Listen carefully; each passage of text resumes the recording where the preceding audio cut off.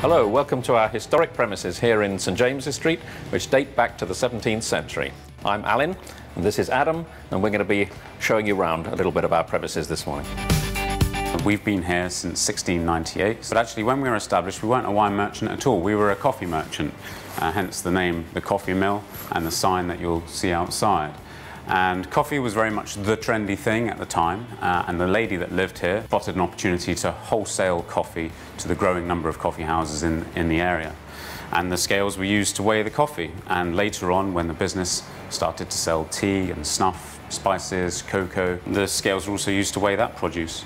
So bizarre as it seems for a shop to be weighing their customers, it was actually done here as a matter of course right up until the 1950s. There's about 2,500 weight on here, which is more than enough probably for you, Adam, but there was a time, the heaviest person we've ever weighed here is actually a sumo wrestler, I understand, who came here, and we didn't have enough weight, so we had to go and get some cases of wine to add to this to get that to, to balance properly.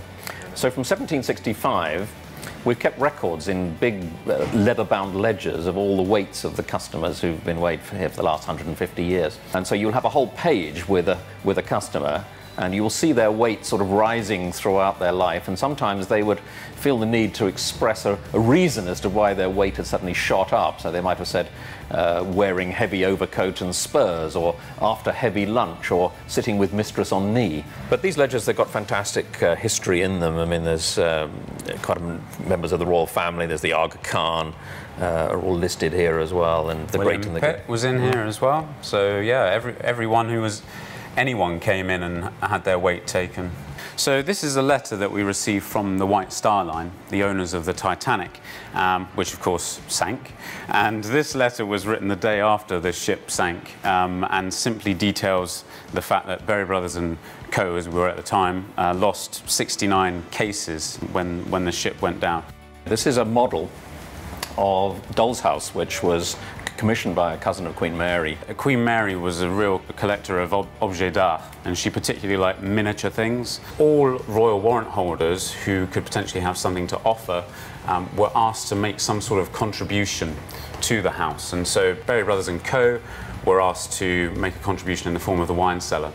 We in turn went to our suppliers and asked them to help us.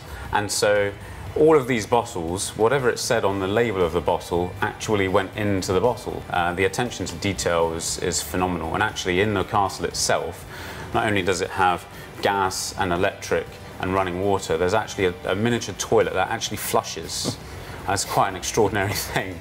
So people walk past here all the time and they see this sort of dark green small shop frontage, but they don't realise that there's actually a lot more going on here. We actually have about 2 acres in total of cellars arranged over 3 levels.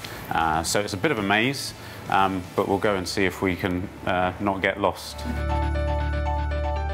So Berry Brothers and Rudd is still very much a family-owned business, and they store a large portion of their wine collection here in what we call the House Reserve.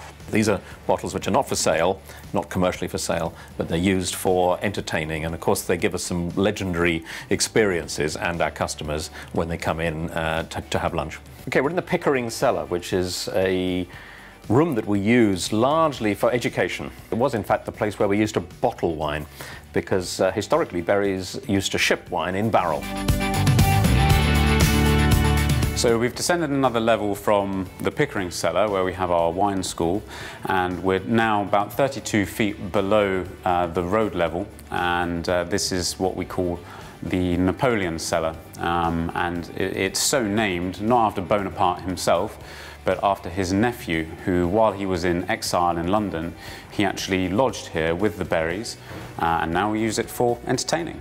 And so in hosting our own events down here in the cellars, people are able just to buy a ticket and come along and experience the place, get a feel for it, meet some of the very, very best producers around, and sample their fantastic wines.